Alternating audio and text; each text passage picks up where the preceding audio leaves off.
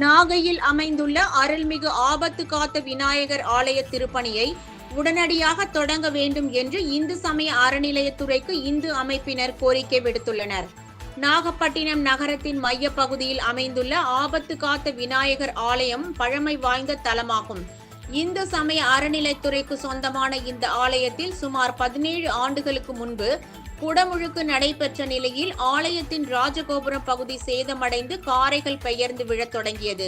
இதை அடுத்து பக்தர்களின் நலன் கருதி ராஜகோபுரம் முழுமையாக மூடப்பட்டு 6 மாதத்திற்கு மேலாகியும் இந்து சமய அறநிலையத்துறையினர் திருப்பணி பணிகளை இதுவரை தொடங்கவில்லை என பக்தர்கள் குற்றம் சாட்டுகின்றனர். மேலும் அறங்காவலர்களை நியமிப்பதில் அலட்சியம் காட்டப்படுவதாக குற்றச்சாட்டு எழுந்துள்ளது.